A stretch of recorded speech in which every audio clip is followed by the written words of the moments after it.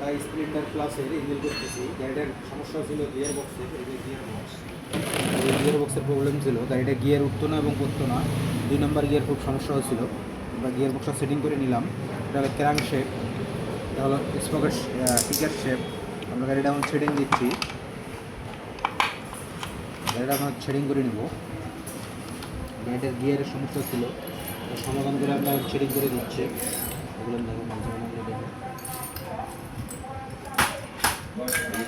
এটা হলো গাড়ির সবগুলো মাল জামানা, তাহলে আমরা সব এখন শেডিং করে দেবো।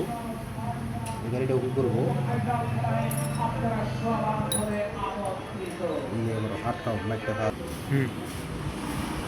গিয়ার বক্স এবং গেস্কিটটা নতুন দেবো। এই যে নতুন গেস্কিট দিয়ে ইঞ্জিনটা সাজাতে হবে, নাহলে মোবিল লিক করবে।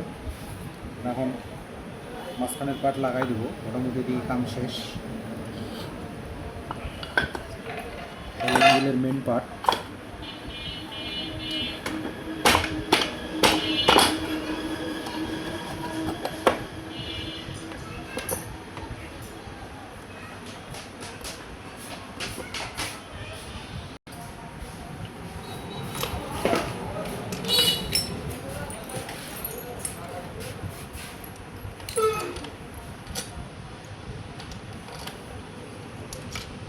গিয়ার বক্সের সমস্যা ছিল, আপনাদের গিয়ার করতো না, নিউট্রালও হতো না।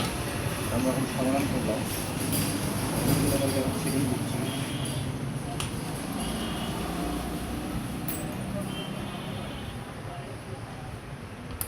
গাড়ি 2 নম্বর গিয়ার এবং 3 নম্বর গিয়ার আটকে যেত।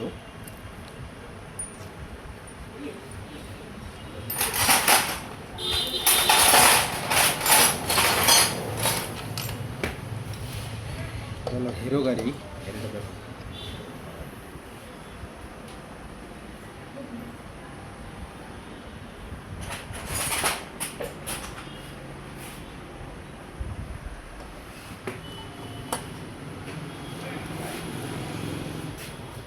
এখন সবগুলো লাটের টাইট দিয়ে নিব।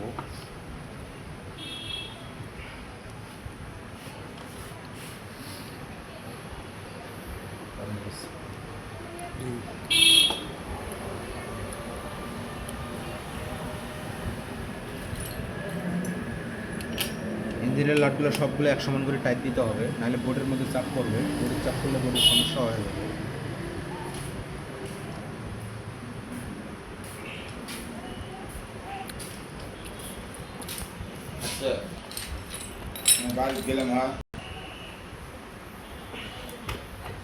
চার্জারের 10 নম্বর লাটটা লাগাই দিলাম। এটা হলো গিয়ার চার্জারের মাথার লাট। একটা রাবার থাকবে, কালো রাবার, এটা যাতে মোবিল না লিক করে।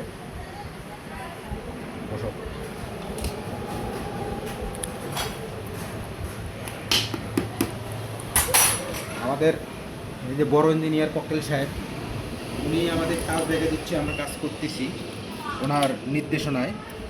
আমাদের বড় ইঞ্জিনিয়ার চায়না থেকে আগত ককটেল সাহেব।